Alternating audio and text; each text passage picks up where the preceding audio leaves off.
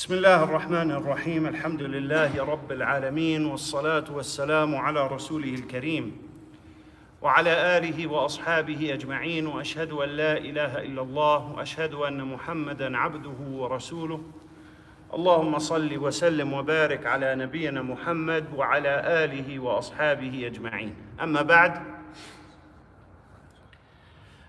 Allah subhanahu wa ta'ala tells us in Surah Al-Furqan وَالَّذِينَ لَا يَدْعُونَ مَعَ اللَّهِ إِلَهًا آخَرَ وَلَا يَقْتُلُونَ النَّفْسَ الَّتِي حَرَّمَ اللَّهُ إِلَّا بِالْحَقِّ وَلَا يَزْنُونَ.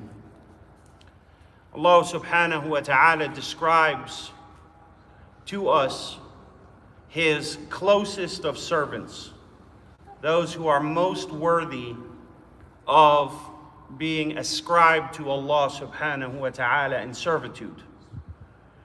He coins them in this chapter as Ibadur Rahman, the servants of Ar-Rahman. He describes to us in this chapter many things that they do, much of their character, much of their dealings with other people, and much of their etiquette. But in this verse, he tells us what they categorically do not do. So he tells us that of their descriptions is that they are the ones who do not worship or call upon anyone other than Allah along with Allah. They do not associate unto Allah in worship anyone else. He says, and they do not take the life of another person or snuff out a life that Allah subhanahu wa ta'ala has not permitted. And they do not engage in fornication. So he mentions these three sins: ash-shirku billah, and murder, and fornication. When we look very closely at these three sins, and we notice that out of all the types of sins that there are mentioned in the Quran, why these three mentioned together here in this context? Why is that? And when we look at that, we see that these are the most extreme of three types of sin.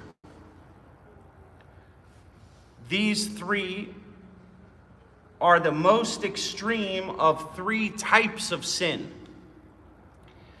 We look in a narration in Sahih al-Bukhari and Sahih Muslim. Abdullah ibn Mas'ud radiyallahu anhu asked the Prophet sallallahu alayhi wasallam, "Ayyu dhanbi a'zam?" What sin is most grave? قال أن تجعل لله ندا وهو خلقك. He said that you associate a partner unto Allah, though He alone has created you.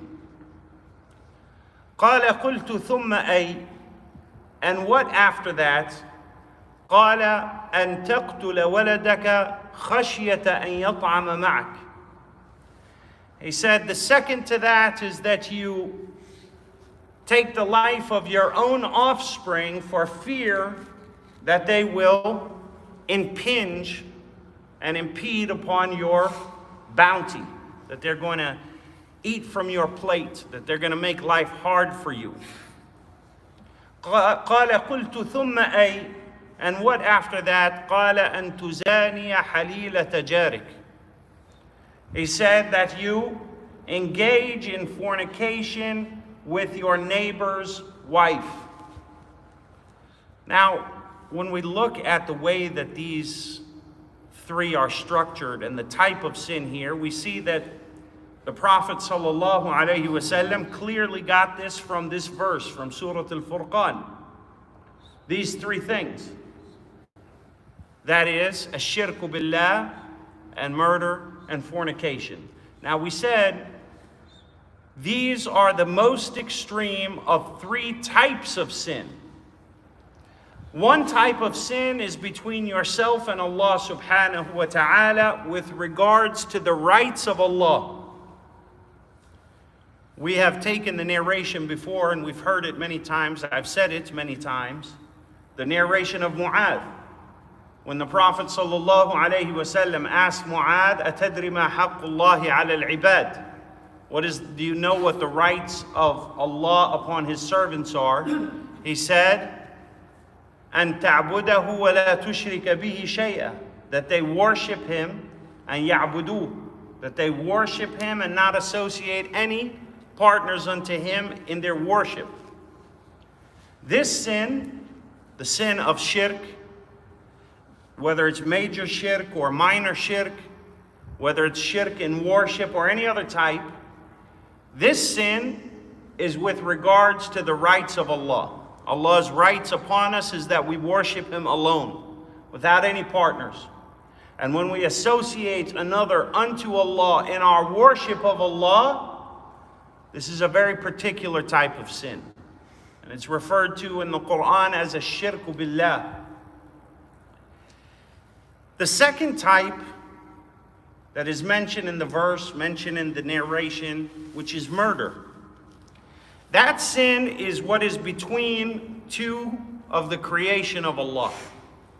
Between two people, there are types of sin, types of transgression. They range all the way from insulting someone to spilling their blood, from taking their wealth to stealing their land. All of this is a type of transgression that takes place against another person. So the first is a transgression against Allah. The second here is a transgression against others. And the worst of that is murder. And one of the reasons it's the worst is because you can't take it back. Once it's done, it's done. And for this reason, the Prophet sallallahu alayhi wasallam said, "لا يزال المرء في فسحة من دينه ما لم يصب دما حراما." That every servant has a great chance, and he is in the clear as long as he does not touch any sacred blood, that he does not spill blood that Allah subhanahu wa ta'ala has deemed sacred. The third type of sin, which is adultery, fornication here, this is sin that doesn't involve transgressions against the rights of others. It's a sin against a person's own soul.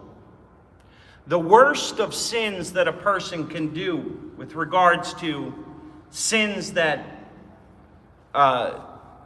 do not involve the rights of another is fornication. Fornication, as zina, is very commonplace in our time. Super normal, nothing wrong with it at all. It's beautiful. All the movies are about two people that they're so deeply in love. And what is the movie about? Zina, from the start to the end of the movie. And we cry with them when they break up, and we laugh with them when we see that, right? All of the movie is zina, all of it. All of it is zina. It's totally normal. We see it as sweet, it's beautiful. It's love between two people, right?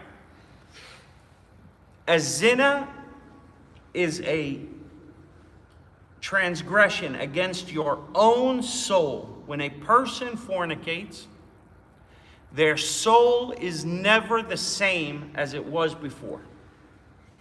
No matter how normal it is and no matter how commonplace it is, when a person transgresses in the form of fornication, there are few things in this world that have the ability to take a person off of the path of Allah more swiftly than zina. The Prophet sallallahu alaihi wasallam was asked, what is most responsible for people entering the hellfire? He said, al-famu wal-farju, the mouth and the private parts. Most of the people of hell are there because of their mouths or their private parts. وقال صلى الله عليه وسلم من يضمن لي ما بين لحييه وما بين رجليه أضمن له الجنة. Whoever guarantees for me that he will protect and preserve what is between his two jaws and his two legs, I will guarantee for that person paradise. And for this reason, Allah subhanahu wa ta'ala, when he mentions zina in the Quran, he didn't just call it an atrocity. He didn't just call it a sin. He didn't just call it a transgression. He called it a path in and of itself. وَلَا تَقْرَبُوا الزِّنَا إِنَّهُ كَانَ فَاحِشَةً وَسَاءَ سَبِيلًا. Do not come close to zina. Indeed, it is an abomination, and it is the worst of paths. So we understand that zina on its own is a path of darkness on its own. And so a person's soul is damaged anytime they engage in zina, in all of its forms, but especially in its most primitive and most prominent of forms. So we have three types of sin. We have sin that includes transgression in the rights of Allah, sins that include transgression in the rights of others, sin that are not involving transgression against anyone else, just one's own soul. These are three. And those are the three types of sin that people will be judged for on the Day of Judgment. Ali ibn Abi Talib radiyallahu anhu said, ثلاث صحائف يحاسب عليها الإنسان يوم القيامة فذنب أو فكتاب لا يغفر الله منه شيئا وكتاب لا يترك الله منه شيئا وكتاب لا يعبأ الله به شيئا. He says that there are three scrolls of sin on the Day of Judgment for each person. There is a type of sin that Allah will never forgive, and that is the worship of other than Allah, shirk. Sin that Allah will not leave off any of, not a single atom's weight of transgression will be left on the scales on the Day of Justice, to the point that even animals will be resurrected by Allah subhanahu wa ta'ala in order for transgressions to be righted. And sin which is open to Allah's forgiveness on the Day of Judgment, and that is sin that is against a person's own self. And so these three types of sin were mentioned here in this verse, the worst of which is sin with regards to Allah's rights, sin with regards to the rights of another, sins with regards to a person's own soul. And each one of us has a scroll which he fills of sin. One for the rights of Allah, one for the rights of the servants, one for the rights of his own soul.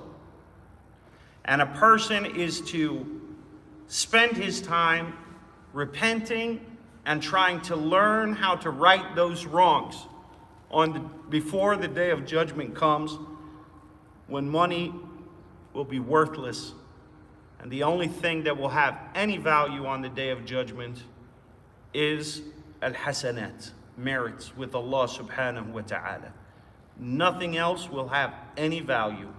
No blood will have value, no association, no clout, no person's associations. None of these things will have any value. no familial ties, nothing. The only thing that has value on the Day of Judgment is merit with Allah subhanahu wa ta'ala. We ask Allah subhanahu wa ta'ala that He purify our souls, that He teach us of the Quran what we are ignorant of, that He remind us of it what we have been made to forget, and that He teach us wisdom from therein. Wallahu a'lam, wa sallallahu wa sallam ala nabiyyina Muhammad wa ala alihi wa ashabihi ajma'in, walhamdulillahi rabbil alamin.